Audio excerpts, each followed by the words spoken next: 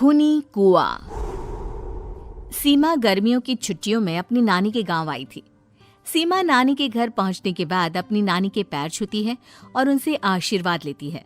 तभी उसकी नानी उससे कहती है, इतनी बड़ी हो गई मेरी सीमा, चल जल्दी से हाथ मुंह धो ले, मैं तेरे लिए खाना लगा देती हूँ।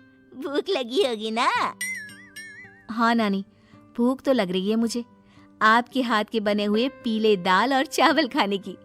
कितना टाइम हो गया है मुझे आपके हाथ का बना हुआ दाल चावल खाए हुए। तू तो नौकरी में व्यस्त थी, तो तुझे कहाँ से टाइम मिलेगा अपनी नानी के लिए? और जब इतने टाइम बाद आई है तो ज्यादा टाइम के लिए रुक कर जाएगी तू। हाँ नानी, इस बार पूरे 2 महीने के लिए आई हूँ।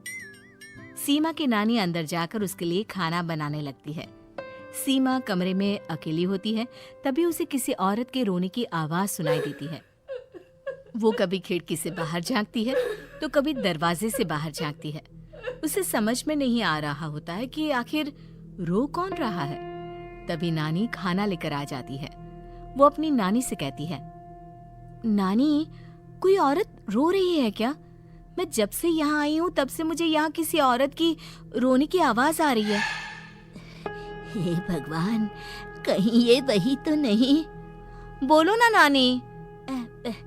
अरे कोई नहीं रो रहा, ये तेरे मन का वहम है। और तू ना अब खाना खा ले, ज्यादा यहाँ वहाँ की बातों में ध्यान मत दिया कर।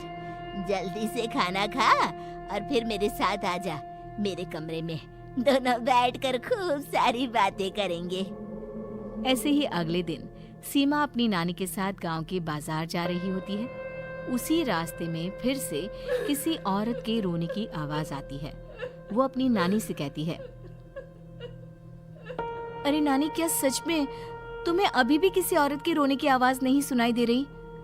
मुझे किसी औरत की बहुत बुरी तरीके से रोने और चीखने की आवाजें आ रही है। मैं बहुत परेशान हूँ नानी, आखिर ये कौन है? मुझे लगता है कि सीमा को शहर भेज देना चाहिए, यहाँ रहना उसके लिए ठीक नहीं।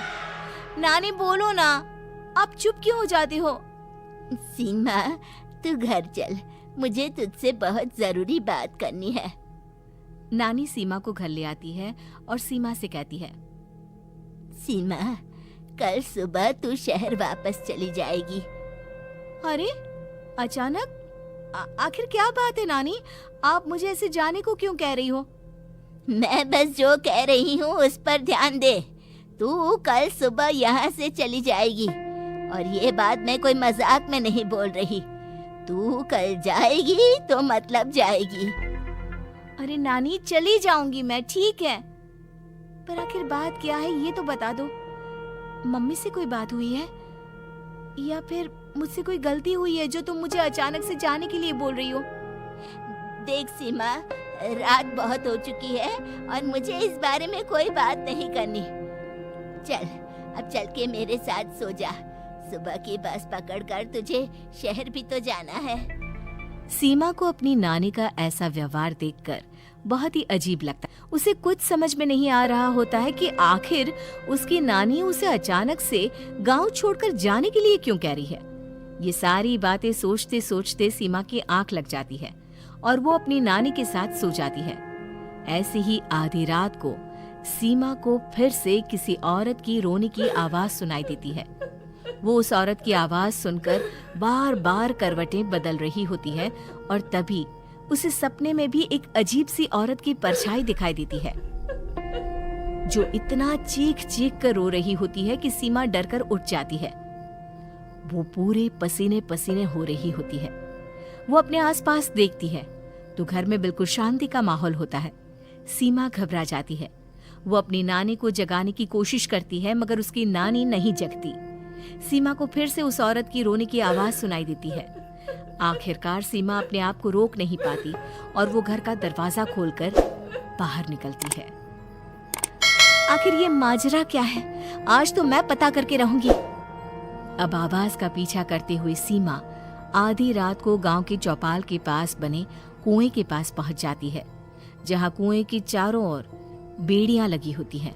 उन बेड़ियों में लगे हुए ताले के साथ एक लाल रंग का कपड़ा और माता रानी का कलावा बंधा होता है।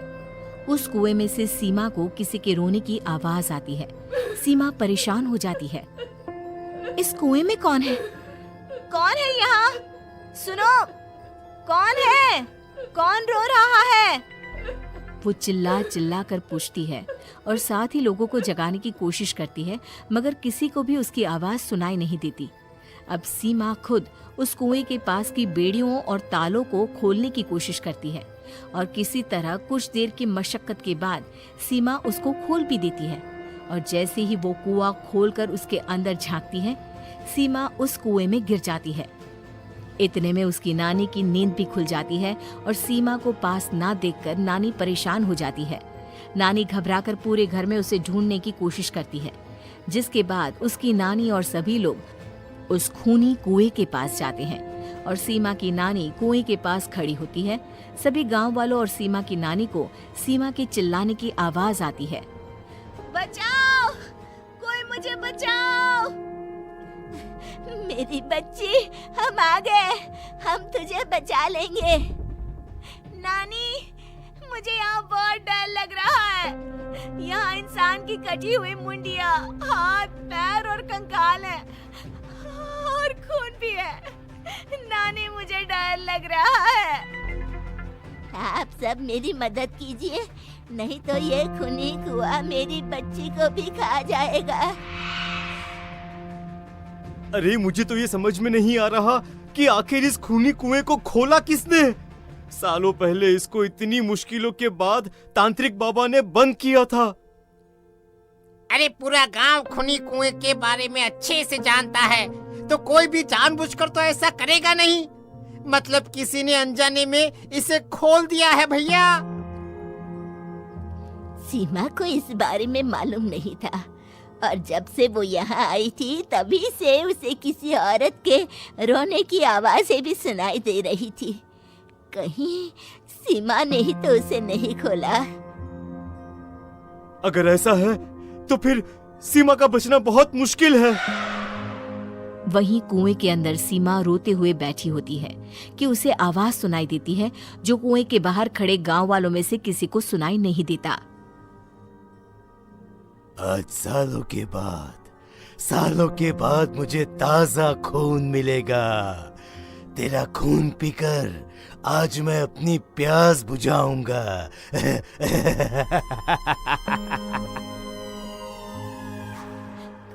कौन है? कौन है?